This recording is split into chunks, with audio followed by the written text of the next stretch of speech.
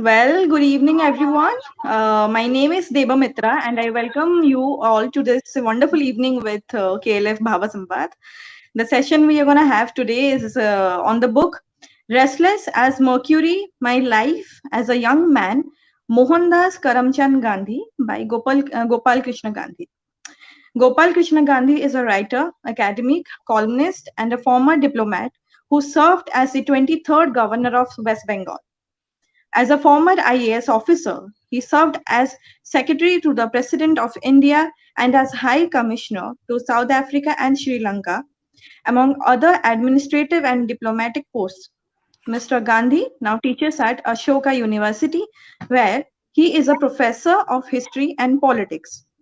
To moderate the session, we have Arundhathi Subramaniam, who is an award winning poet and writer on spirituality and culture. She has authored 12 books of poetry and prose. Arundhati has won the Sahitya Academy Award for When God is a Traveler. I would request both our dignitaries to carry forward with the session. Thank you. Thank you. Thank you so much. So I just want to start by saying, first, am I audible, Gopal? Can you hear me? Because there are continental separators. Yes, I can. You can. So I just want to start by saying... saying... you to repeat what you said. I will, yes. I want to say how delighted I am, really, and honored to be part of this conversation around a book that is clearly an important one and a deeply absorbing one. And as I read Restless as Mercury, I just want to make a couple of brief points about what struck me as I read it. And then, of course, we'll move into this conversation. But as I read it, what struck me most of all was the fact that, for one, it is a series, it's a weave for those who are discovering the book right now. It's a weave of autobiographical texts authored by Mahatma Gandhi at different points in his life. But what struck me is the fact that the weave is as seamless as it is. It is so devoid. You can't see the sutures, you can't see the joineries.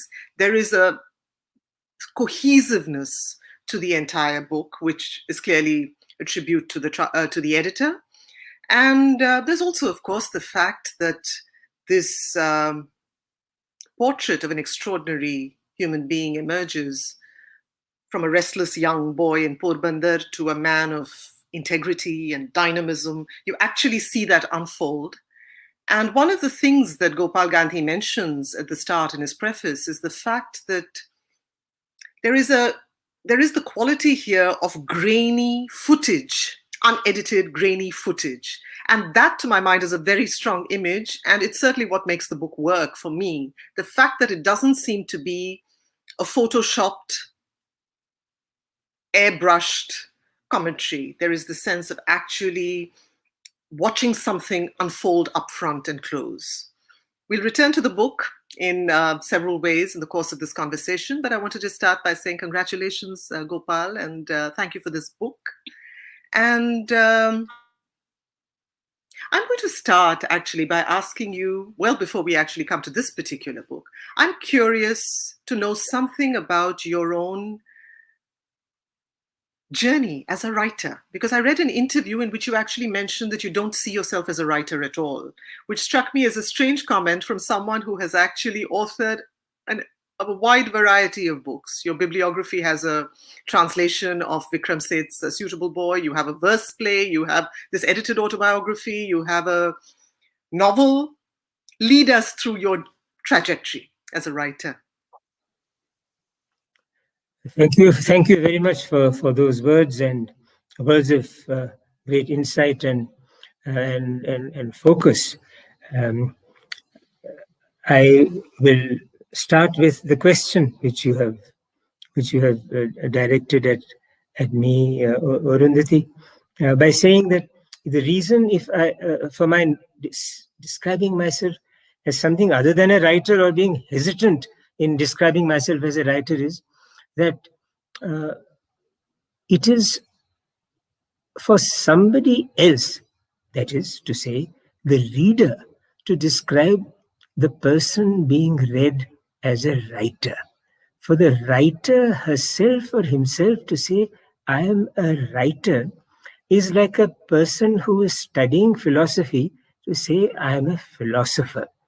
There are some things, some descriptions, like, say, historian, engineer, architect, which are perfectly fine when used by the genuine article. But the writer is a huge compliment and a greater responsibility. And this is the reason why I shrank from describing myself or accepting the description of writer. But having said that, I must say the journey through the street of ink has been my journey. And I must say I have enjoyed it, enjoyed the difficulties of it, and also the distinct prospect, Arundhati, of failure in communication, complete failure in the exercise of saying what I want to say in the way it should be said to the person who is saying it. So I have written every time with diffidence and with complete preparedness for the final product to be described by the reader as something which may have been better not done or attempted at all. I started, you mentioned 2-3 works that I have worked at, 2-3 books that I have produced, including a very fulfilling task, since it was not my words, it was Vikram Seth's writing, and I was only putting them into Hindi in another language. I enjoyed it greatly because the words were Vikram's and they were great words. And there were also words which he said had occurred to him in Hindustani. He was, in a sense, translating himself from Hindustani into English. And he told me, when he asked me to take this up, that I would be returning the work to its original. And that made it very, very interesting indeed. And another work which you mentioned was a novel. And that arose from my time in South Africa, in Sri Lanka, which will link to our discussion on South Africa today. Yeah. It was in Sri Lanka that I met this extraordinary community of plantation workers, mostly of Tamil origin, from recent Tamil origin, who were working in the plantations of Sri Lanka, and many of them being repatriated to India. And I used to meet about a dozen of them every day in conversation before I gave them, as was my work as a junior official in the High Commission of India, their travel documents. And the stories which they had to tell me in order to tell me what they would want to do in India were absolutely fascinating. And each one of them was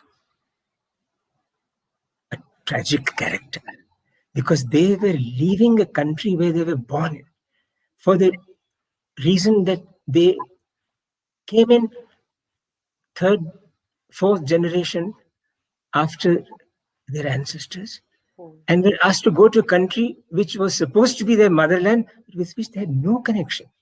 They had lost all connections. So belonging somewhere and being told you don't belong here. Going somewhere where they didn't belong. And one of the persons who spoke to me happened to be named Valliyamma. And that immediately reminded me of the great Valliyamma, called a prototype Valliyamma in South Africa. And so writing Arundhati for me has been completely integrated with my stumbling into the various departments of life. I never sat down to write because I thought I could write. And yet, if I were to ask you, Gopal, because I know that I do some amount of prose, I do poetry, but in my hierarchy of self-definition, poetry, or in my hierarchy of priorities, poetry is primary. And given that you've engaged in very diverse genres, I'm curious because you've also done a verse play, and I'd invite you to talk a little about that. And I also want to know, do you have this sense of hierarchy and what is really perhaps most significant, really at the core of your own practice? And as a rasika, as a reader, what is the most important form for you? There is, I should say, a very interesting analogy that occurs to me. You spoke of hierarchy.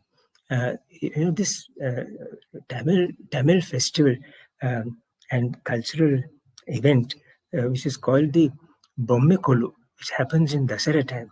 And there are steps raised on which the different objects of great sacred value and also of secular value are all put together in a kind of gradation.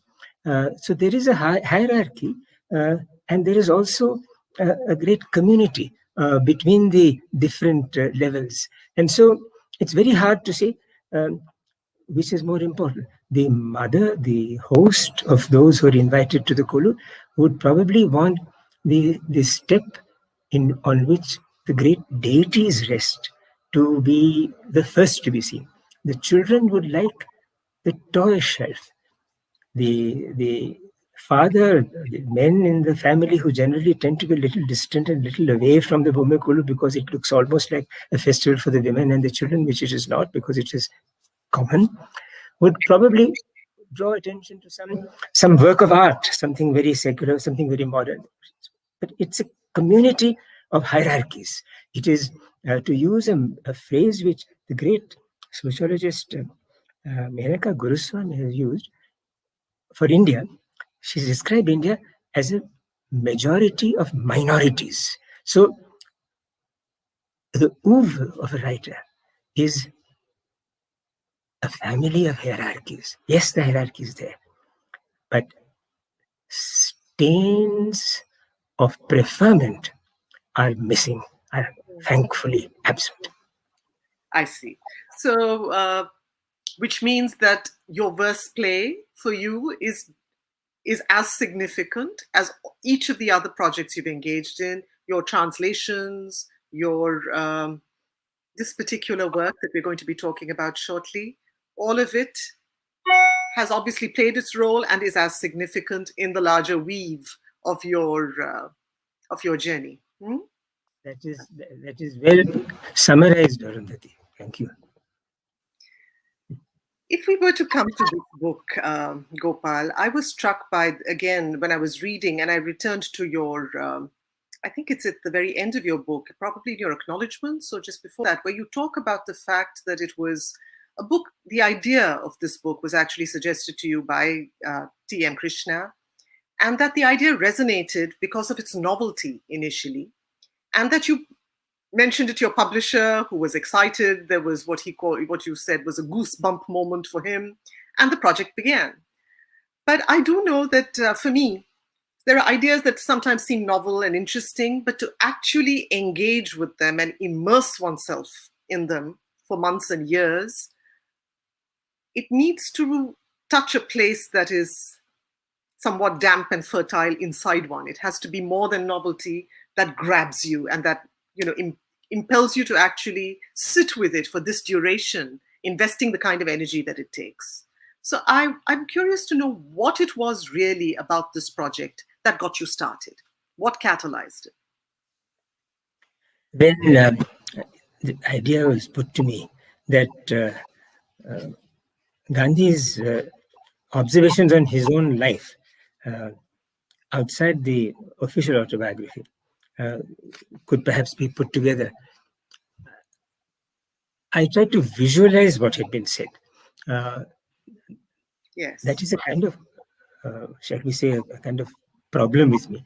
Whenever something is said to me, I try to visualize it. I try to put it into physical visual images. Mm-hmm. And then a whole lot of conversations around him, which are part of family lore and which I've also read scattered in the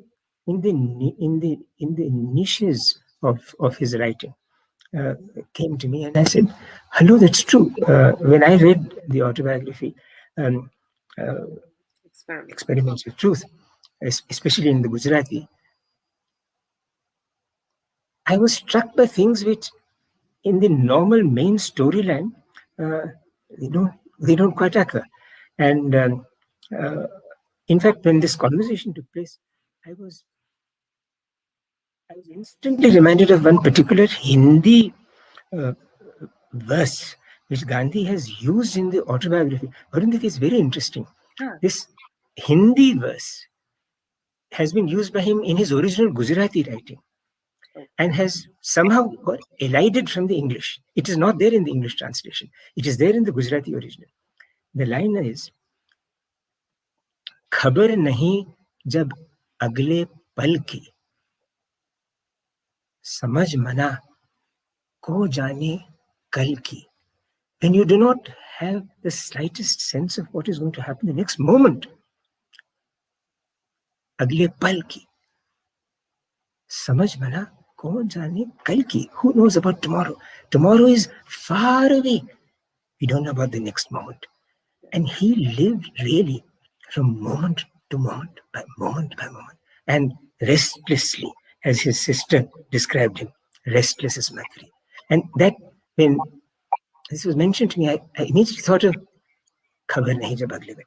And then I thought, those pulse, those moments which he did not anticipate, which took him by surprise, which almost made him gasp, which sometimes made him say, to use a Tamil word which he didn't use, but which I know he would have used if he'd known, was Ayyo, Ayyo. The Ayyo kept happening to him all the time, though he never used that word. And I wanted to capture all those Ayyo moments and share them with people who are interested in him. The number is not great, and it need not be great, but there is a kind of constancy to it. And I thought, why not?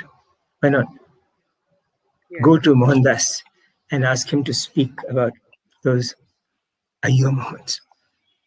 It's such a wonderful way of describing it, Gopal, because that is, in a sense, what I think makes this book the very deeply absorbing read that it is, because you actually see a man, not merely a man to whom circumstances occur. They don't merely befall him. You see him weaving all the ayos into, in fact, he's crafting his life all the time. And you see that crafting happen. It's not someone who's merely refracting what happens to him. He's actively collaborating with it, shaping it, making something of it. And it also struck me really while I was reading it, the fact that this is someone who's capable of taking every circumstance, every adversity, and transforming it into a possibility. So if you have this ability to turn dung into manure, your life is rich and it's made, because you're able to constantly turn circumstances around and to use everything as fodder for your self-development. So it's really a fascinating story of a life of integration that's unfolding before your eyes. So yes, indeed, your moments are many, and I'm curious, in fact, with that, I will come to what made it an Ayyo moment. What were the Ayyo moments for you, your journey as you began to work on this text? But I also want to talk about the fact that you mentioned the importance of seeing Gandhi as a human being, exceptional, but fallible the way all human beings are. And this struck me as particularly important. And I wanted to ask you about this, because if there's someone who's perhaps been at the receiving end of this impulse to turn out hagiography after hagiography, it has been Mahatma Gandhi. I've had to deal with this in my own way when putting together an anthology of Bhakti poetry, for instance. And I can see the ways in which it is easy to turn various Sant Kavis into plaster saints, turn them into calendar art, and then it almost absolves one of the responsibility of taking them seriously. So I was wondering if you'd talk about that, the perils of hagiography. And does a work like this actually become a way of addressing that? That's a very important pathway to discussing the young Gandhi particularly, and Gandhi as such, because he, well, let me indulge in a bit of etymology. Now, hagiography is about saints, it's about sages. The word is from sages. Now, Gandhi had a very, very great, almost, shall I say, a kind of DNA reverence for sages and saints from his very childhood. And he describes his mother as a saintly person. And in Gujarati, it is beautifully described, but in English, he also it comes out beautifully. He says, I will describe her as a saintly person. So he had a sense of the saintliness of persons. But he was horrified when people regarded him as a saint, because he knew himself all too well. And Arundhathi, I must also say, a saint who has walked out of what may be called grihastha or opted out of grihastha is in the right setting, is in a proper frame, an ivory miniature in a silver frame. But in Gandhi's case, he was a householder from A to Z, from day one to the last day of his life. He was a householder. So he wanted to be a person whom ascetics would recognize as a fellow traveler. But he never saw himself as anything like that. So hagiography, in its origins, in the way in which hagiography starts, was anathema to him. In South Africa, he writes, I was called Bhai. I was never, and he uses the word very, never insulted by being called anything more. I was called Bhai. And he loved that. And so he wanted to cite himself in that equation of householder who was constantly enlarging his household, going beyond the dominion of blood to the republic of kinship, beyond ties of genetics, and making friends. And for him, the word bhai, embracing the brother who can be an adoptive brother, not sahodara brother, but an adoptive brother, was fascinating. And so hagiography for him was repugnant, and hagiography for him is wrong.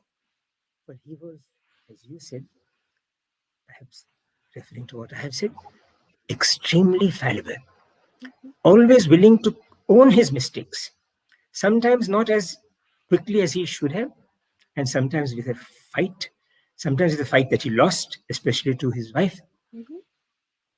But he always saw himself as fallible. And to the last day, he was correcting little things that he'd written and learning. To learn, Arundhati, is to also admit of ignorance. And not ignorance in some deep philosophical sense, but if I'm wanting to learn, it means I don't know this. It is a mistake on my part to wallow in my ignorance, and so I want to learn. On the last day of his life, this is one of the things which probably will come in a later volume, Restless as Mercury. He was practicing writing Bangla.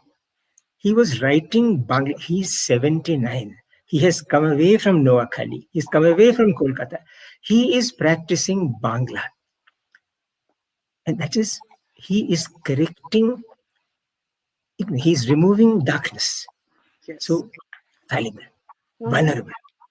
And the last thing which he said was, I'm not referring to the famous word invoking Rama, but the last sentence he uttered, full sentence he uttered, was in Gujarati, but I'll say it in English. I hate being late. He was late to the prayer meeting. I hate being late. It was self-chastisement. There was also a little criticism of those who are supposed to have been his timekeepers, that I hate being late, which was converted by this great mystic scholar in Italy, Sicily, imaginatively, and the poet in you, Arundhati, will appreciate this. Hmm. He converted that sentence, "I hate being late," into this, that he looks at the assassin and says, "Oh, you are late." He tells, this is imaginary, poetic imagination. "You are late. Oh, you are late." He had said he's going to, partition will be over his dead body. Mm-hmm. Like we have crossed decades. Mm-hmm. But you're right. So this is the man who hated being late, Yes. who loved correcting himself, Yes. who was fallible.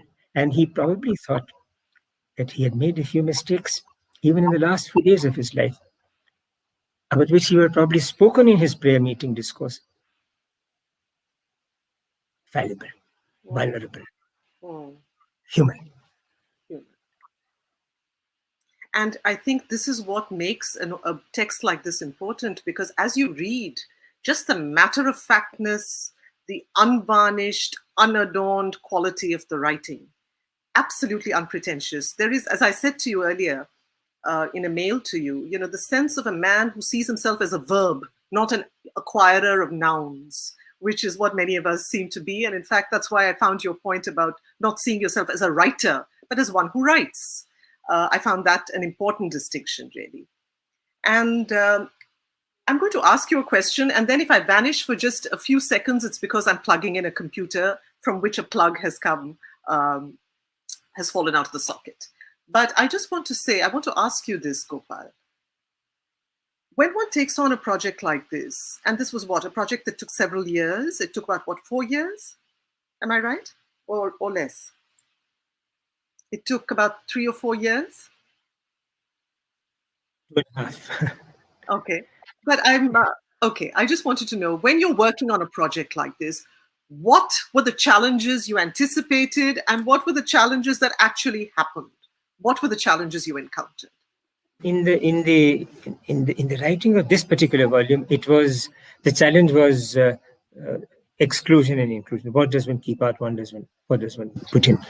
Because it is actually a subjective process. So I am choosing what is to go into this, and I am also thereby saying that this is more important than something which is not my case. I just thought what is more in the line of relating his own life should be there. And then, so it was a responsibility. But the challenge was in finding word connectors, because it has to run like a narrative. So they have to be connecting words put in which are not his words, but which have to be put into link lines and link sentences. So explanatory note describes it.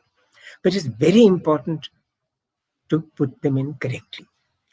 And sometimes you have to also go a little beyond putting in a connecting word, an explanatory word.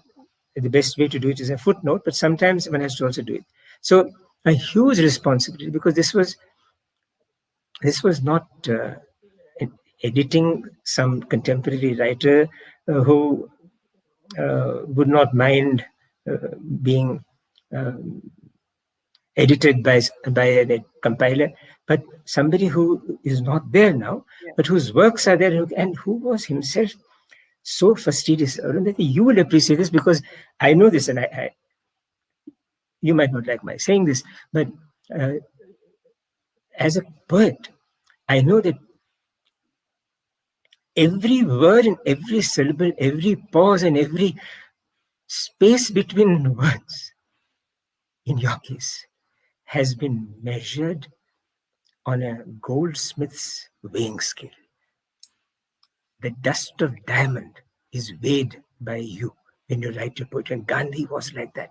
Now, you are absolutely right when you say that there is a graininess. Of course, there's a graininess because there are things in this which he wrote when he was 18, 19. There are things in this which he wrote when he was... There are things in this which he wrote when he did not expect them to be published.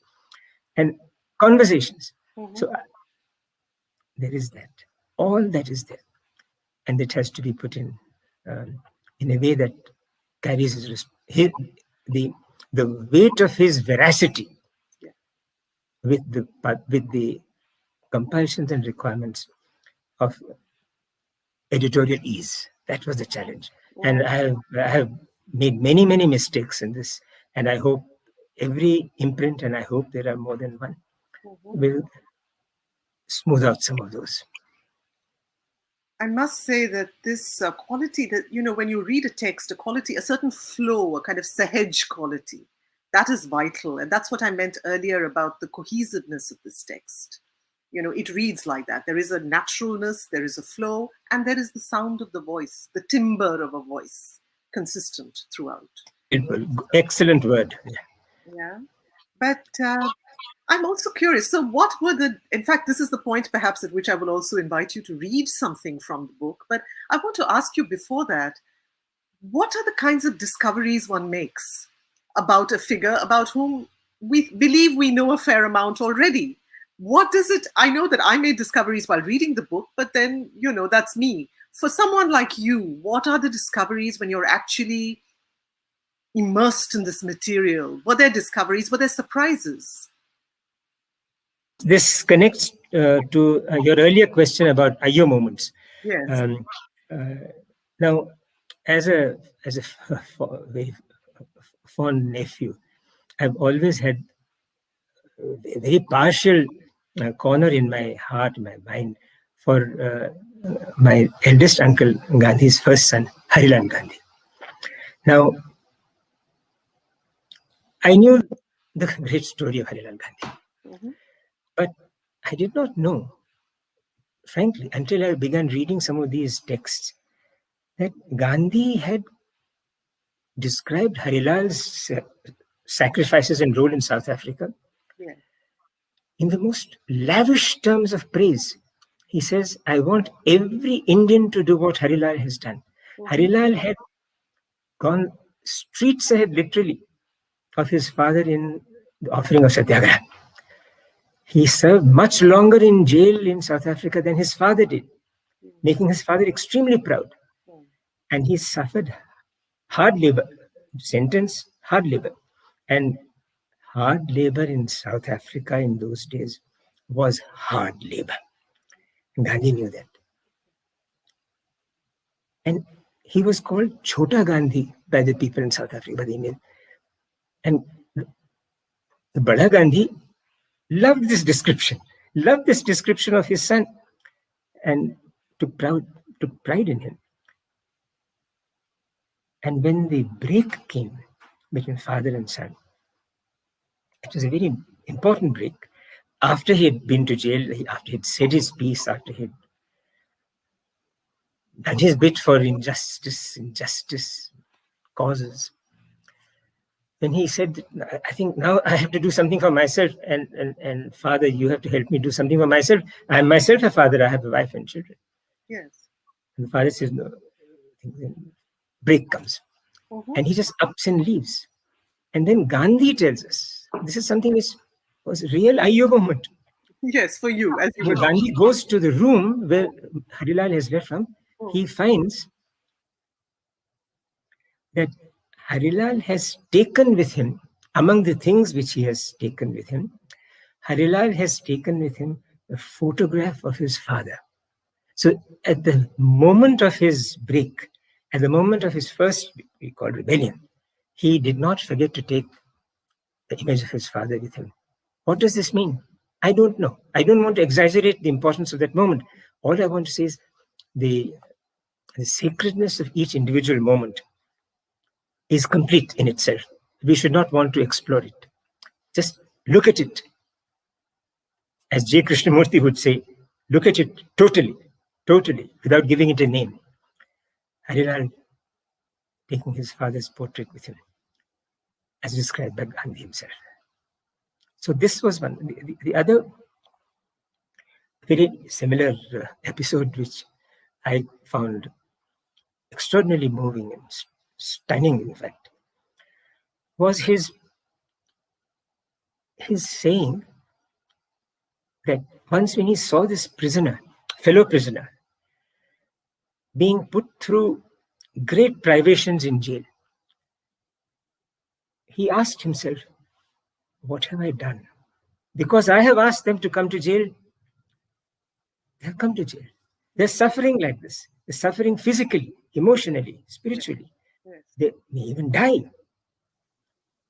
What a burden on me. This guilt comes on me. What have I done? And then he says, he went and pondered this. He pondered this. Have I made a mistake? And then he said, clear thought came to him that I have not. This was a larger voyage for a larger purpose.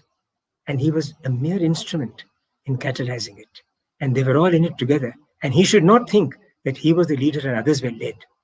That he owed as much to everybody as they may perhaps have owed to him. And so he clarifies it to himself. His debt to colleagues in South Africa was an extraordinary discovery for him, for me. Gandhi has said of himself, I was born in India, but made in South Africa. All those who made him, their lives are discoveries for me. And through the words of Gandhi. And all those wonderful, for me, can you hear me, Gopal? Can I be heard? Okay. Very audible. Okay.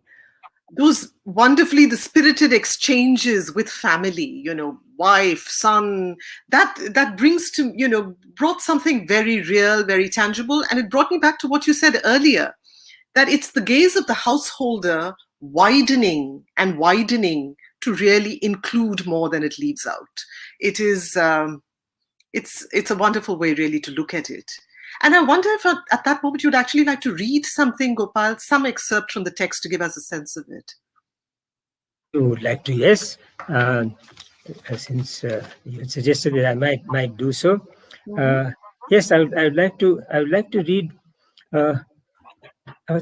people who made him what he became, Arundhati, is not just because they were with him. And they were with him in his struggle, that they were fellow travelers on the same path, but also those who were completely on that particular moment on the opposite side. So he was made by his associates. He was also made by those who were in an adversarial moment with him. And I want to read about this person called Mir Alam, a Pathan who was in South Africa. At the same time as Gandhi in the Satyagraha, having been inspired by Gandhi to join the Satyagraha on the subject of giving fingerprints in order to self-identify and create the basic register or record of entitlement, something like the Aadhaar card. So he did not like the idea of finger. He said that in India only criminals are asked to give fingerprints. So we are not going to do so. And this resonated with Indians, and particularly Mir Alam found it humiliating that he should be asked to give his fingerprint. And then Gandhi comes to this compromise with Smuts, saying, what was I objecting to? And this was Gandhi. I mean, he was self-analyzing and self-dissecting and in fact vivisecting his own idea. And was it the compulsion in the fingerprints or the fingerprint itself? Then he says it was really the compulsion. If I am told, can you give your fingerprints if you volunteer to do so, then I should not really object. If I can sign, I can also give my thumb impression. I really don't mind if it's voluntary. Now, this was a nuance which Mir Alam could not understand. And I don't blame Mir Alam. If I was in Mir Alam's case, if I was his brother, if his colleague, I would have also said, Mir bhai, aap sahi keh rahe. What is this man saying? He says, fight the fingerprints. Now he says, give the fingerprints. So on the day when fingerprints were to be collected voluntarily, Mir Alam follows Gandhi. After having told him that he's going to attack him, he didn't do it surreptitiously. He beats him with a truncheon on the back of his head. And then his colleagues beat him more. And they leave him only when they think he's dead. And Gandhi says, in his words, he was an old client of mine and used to seek my advice in all his affairs. He was a manufacturer of straw or cotton mattresses. Although his eyes met mine, he refrained from saluting me. Where are you going? He asked. I propose to take out a certificate of registration giving the 10 fingerprints. If you will go with me, I will first get you a certificate with an impression of only 2 thumbs, and I will then take one for myself, giving the fingerprints. I had scarcely finished the last sentence when a heavy cudgel blow descended on my head from behind. I do not remember the manner of the assault, but people say that I fell down unconscious with the first blow, which was delivered with a stick, and they also kicked me. Thinking me dead, they stopped. And now comes the most important sentence in this narration. I have an impression that as the blows started, I uttered the words, Hey Rama.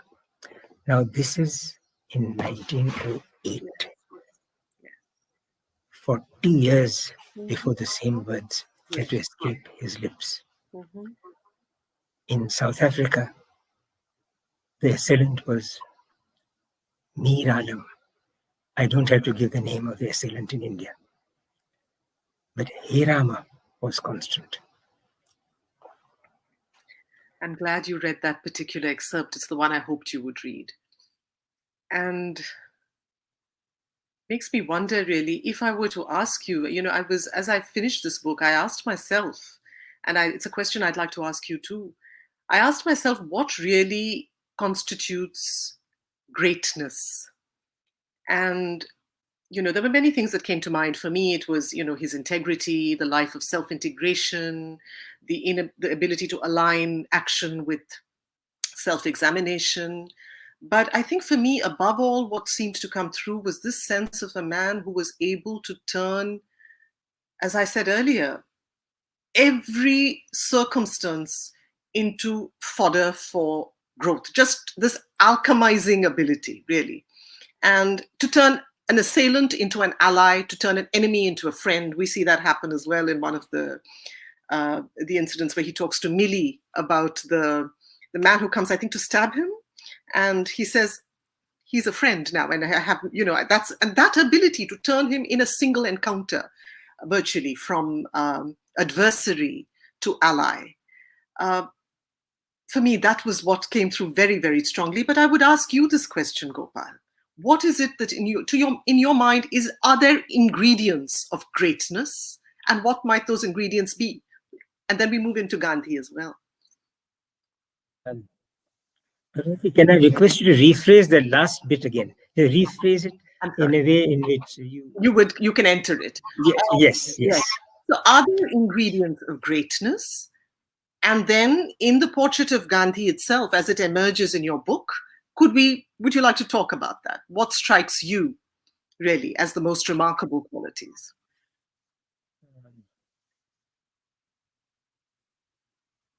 There were 3 D's, D capital, which he was prepared for and not afraid of. One was discomfort. And that came to him also from the Jaina tradition of fasting, and the person who he regarded as almost his guru, but his guru, Rajchandra. Readiness for discomfort. Preparedness for defeat, unsuccess. And third, acceptance as a very normal thing, not something extraordinary. Acceptance as a very normal and highly plausible thing, the reality and the eternal possibility of death. Yeah. Discomfort, defeat, and death. These held no terror for him. Discomfort he almost chased. There's something he put himself to trials. Restless as Mercury, but also restless as somebody who is chasing after the discovery of his own ability to withstand discomfort. And defeat doesn't matter as long as I'm doing what I know is right. Death almost incidental. And these 3 were so liberating for him. It is so liberating. And I'm only going by this South Africa. Supposing M.K. Gandhi had died in 1913, he would still have been an absolutely amazing figure for us to study. Mm-hmm. Because of these three things. And because he did what he did, from the plinth of possible error, which has great consequences on others. Yes. And constantly seeing himself in the scorching loyalty of his wife. It's a scorching loyalty. Because she said, I am doing this because I know.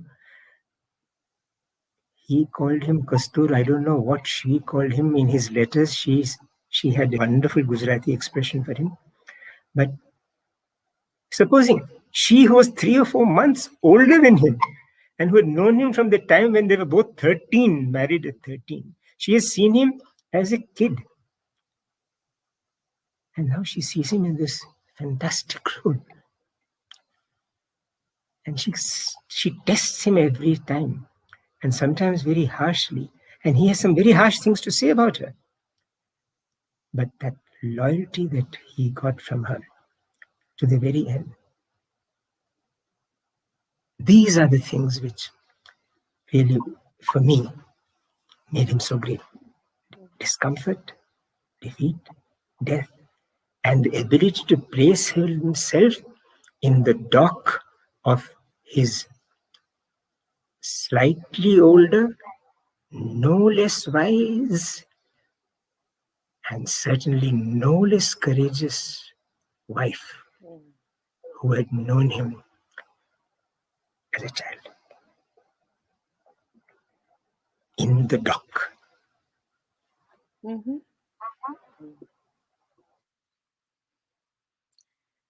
I wonder with that, Gopal, if you'd also like to talk about any specific moments, and this might be a chance to also read a little more. But, it's obvious the relevance of a Mohandas Karamchand Gandhi to the world, as you said, even in just the South African phase that we know. There are many, many moments that actually speak to us. And I think particularly as we're still trying to, in our own way, craft a society that is inclusive, that is meritocratic, that is non-hierarchical, all these, there's incident after incident that speaks to one here.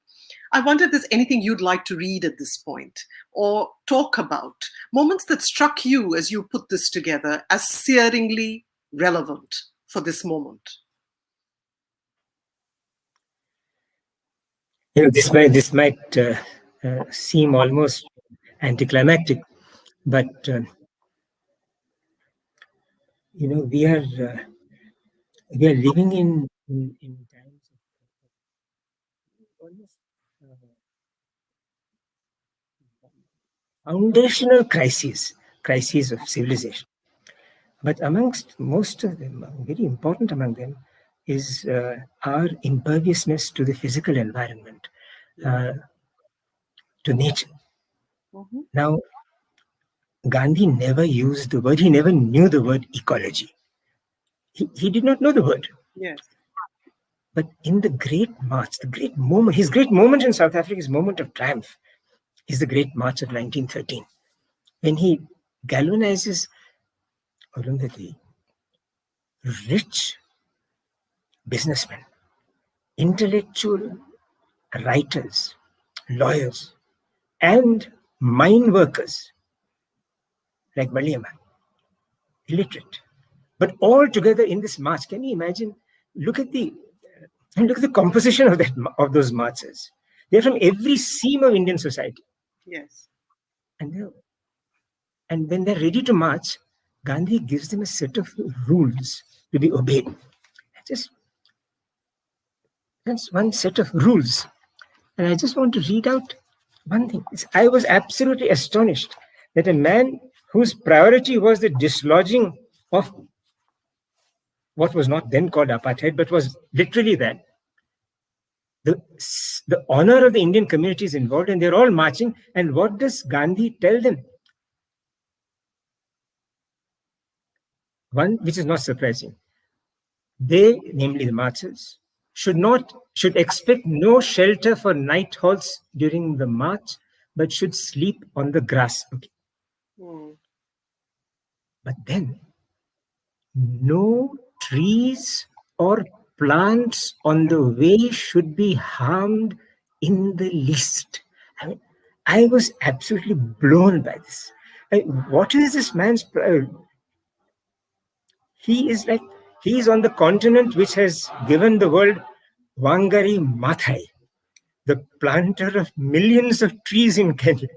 And this is decades later. Here he's saying in 19th, and the great march for Indian honor, he's telling the Indians, no trees or plants on the way should be harmed in the least.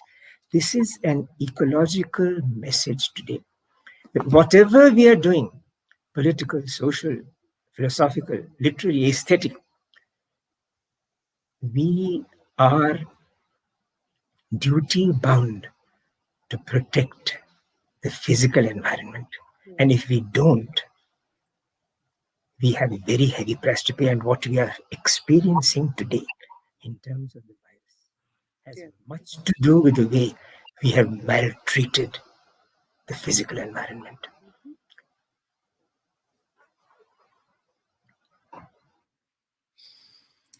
I wanted to know, Gopal, if you would actually like to talk. I know there are questions that are going to be coming in shortly, but before that, I really want to know whether you would like to talk about something that fascinates me. And as a poet, specifically in a very different context, I am fascinated by the idea of vulnerability. And of course, in the life of Gandhi, we see it played out in every area, every sphere of his life. And reading this book, I was struck all over again by the fact that this kind of incredible vulnerability is a way of being formidably invulnerable, because you've laid everything out, is right there, and it's presented without any heroics, without any grandstanding. And so it's not, there isn't a narcissistic element there in the playing out of this drama of vulnerability, but it is just there. And it was a reminder again of what real courage and real strength might actually mean. I wonder if you'd like to talk about vulnerability.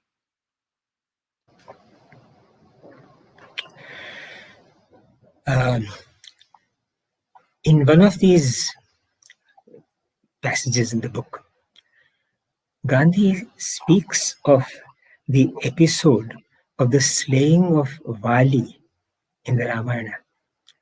And he says that he could not quite understand how a person as perfect as Rama, and Rama for him was everything. For him, Rama was, you can't talk to him about Rama. Rama is Rama. He is Godhead. He is the supreme and the most perfect. But even that perfection, Valmiki has given Rama a moment of vulnerability, which has placed a question mark on that episode all his life. And years later, Arundhathi, you may have seen in Kalakshetra, the great ballets portrayed by, enacted, choreographed by Rukmini Devi's students, in which the dying Vali tells Rama, what harm did I commit to you? What did I do to you that I should die? And then Gandhi talks about Sri Rama's encounter with vulnerability. And it's just coincidence that V and L are in vulnerability and in Vali. But there they are. So everybody is vulnerable. Yes. He saw himself as that. And we must see himself as that. He must see himself not only as vulnerable, but as fallible. And it is in seeing him as a human being, in seeing Mohandas in the Mahatma, that we will really understand what he strove. The deification of the man has been not only very hurtful to him, it has been very hurtful to truth. Yeah. Because he wanted to be human with humans, telling them to be higher than he was and higher than they themselves can be, if only they followed what he called the inner voice. Yes. And he failed himself very often in following that. Mhm. This is not the time for sequencing his errors and failings, but his vulnerability. His vulnerability was that. And to be vulnerable is two things. Is to be in danger, because then it's like being in danger and not being aware of the danger, or being in danger, aware of the danger, but risking the danger. Yes. And the other thing is, being vulnerable is also to offer an alternative to the glory of triumph. Now, this may sound a little abstruse, but the glory of triumph is not common experience. The misery of failure is much more common. Gandhi was one with the absence of triumph, and Nirmal Bose, who accompanied him in Noakhali, writes that in one of those villages he one day heard Gandhi say in Hindi, "Kya karu, kya karu, kya karu? What shall I do? What shall I do?" And everybody was saying, "What shall I do? What shall I do?" In Noakhali, people were running from massacre in Hindus from Muslim massacre in Noakhali, Muslims from Hindu massacre in Bihar, running. And he was running with them, walking barefoot. And he walked barefoot to where he finally went. The misery of failure, the agony of doubt is in the weighing scale of creation, higher than the glory of triumph. Christ on the cross tells us this. The Buddha in Kushinara tells us this. I'm not comparing him to those two, but on the grass, dew-laden of New Delhi, both footsteps have left a footprint. The one who came and the one who left.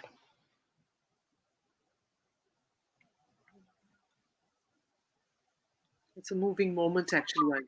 It's a moment to pause, and I will.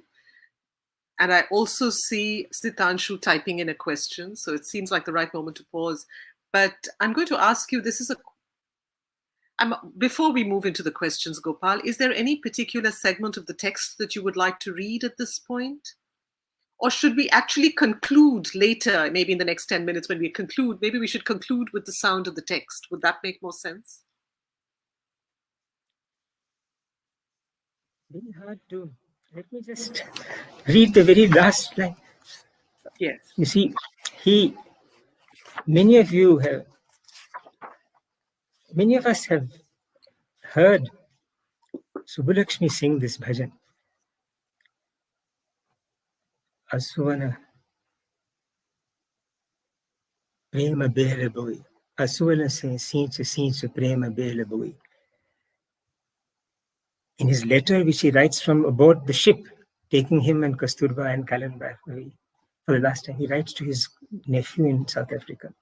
Letter to be posted somewhere en route. Yes. The creeper of love I have planted and watered with tears. I can utter this from my own experience. And rich has been the harvest I have reaped. Rich has been the harvest I have reaped. The creeper of love I have watered with tears. Asuvana jala sincha prema bela boi. What do you think makes him unafraid of death? Because he reiterates this at various junctures in this book. We hear him say that. I am not afraid. What is it about that? How does that fundamental fear, how has he addressed that? What is it that makes him unafraid? Do you have an insight there? I think came to him from his father. This is another Ayyo moment. Arundhati. He says a very famous description of what was happening when his father died. That's too famous and it's almost overdone. But he says something else about his father's death, which was not so known, but now I discovered. He said when his father was going, he knew he was going, he just wrote. He asked for pen and paper and wrote. I don't know how a man who's actually dying can write. In Gujarati, tayyari karo, make preparations. And then he snapped a gold chain from his neck, snapped it loose. And then the chains of life, chains of mortality. And Gandhi writes, the next moment, his soul had flown. So I think his awareness of how his father went. His father was not so old, not very young, but not so old, and who had so much to give, and who molded Gandhi so much. He died with one snap of a golden chain, with no regrets. Just said, "Tayyari karo." I think that is what made him so almost a friend of death. Yes. Almost a friend of death. Yes. So one of the questions that's come in, Gopal, is from can you see it? It talks of, it says, my question is that there was Subhash Ji who dissented on Gandhiji's principle of non-violence. And do you believe that this interpretation of non-violence is correct and practical? I think that is right. That's a fair assessment. I think you may not have had any difficulty with that. There are comments which I can read. Oh, you can? They don't require a response, do they?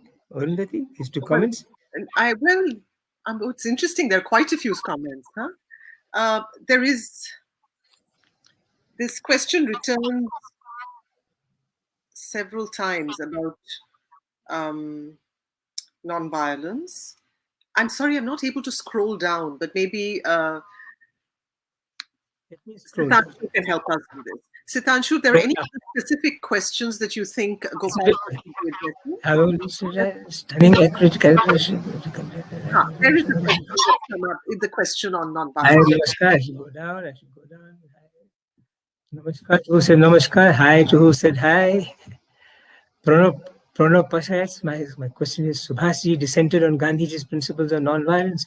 Is Gandhi's interpretation of non-violence is correct and practical? One way of responding to that question would be to ask, is anybody's interpretation of or explanation of, justification of violence, is that practical? Has that worked? And I must also say here that Netaji was not advocating violence in principle. He was not saying, I believe in violence. That was not his point at all.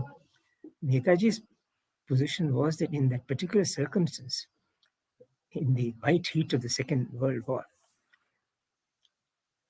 non-violent Quit India was not going to work. And it's only teaming up with the Axis powers that is going to work.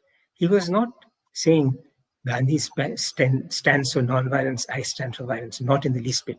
And let us not forget, it was during the war, from his exile, in his clandestine broadcast, that Netaji was the first person to say to him, to Gandhi, Father of the nation. He addressed him as Father of the nation. That not necessary for anyone and everyone to address him as that. Not necessary at all. And Gandhi would be the last person to want that. But statistically, it is Netaji who christened him the Father of the nation on record. Yes. And Netaji, incidentally, born in Cuttack, Odisha. They are so connected. Yes. So, and I think there's another question that's just come in. Or I see Sitanshu typing, but nothing has appeared. Okay. So I think we can pause there. But is there something else that you'd like to talk about, Gopal, in relation to this book, before we wind up? Because I've covered terrain, moments that spoke to me, but I know there were just many, many more, that all of which we won't be able to encompass. But if there's something that you feel you'd like to touch on without which this session would be incomplete, it would be interesting to hear.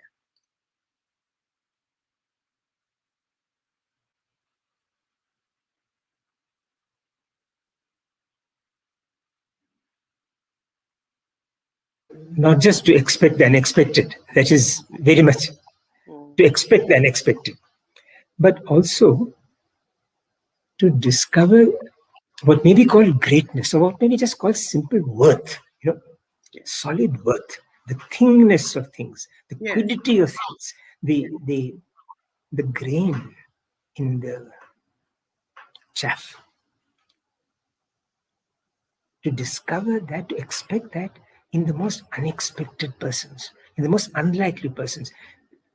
You can be sure that the person you are passing by, you crossing, the person you are, or perhaps even dismissing from consideration, not just regard or respect, is likely to be far ahead of you in something which you can't even imagine. And it's not just the Thomas Gray's thing about full many a gem and all that. No, it's not that. It's not full many a gem. It is just the opposite of the gem. So it is not the gem, but is something much more valuable than the gem. Yes. Which is all around us. Mohandas has been made by people whose names are forgotten. Some of whose names now appear in this. Yes. And I think no Tambi Naidu, no Valyamma, no Kachalia, no Dada Abdullah, no Parsi Rustamji, no Surabji Adajania, no Sonia Shezin, no Chief Bambata, no Mahatma Gandhi.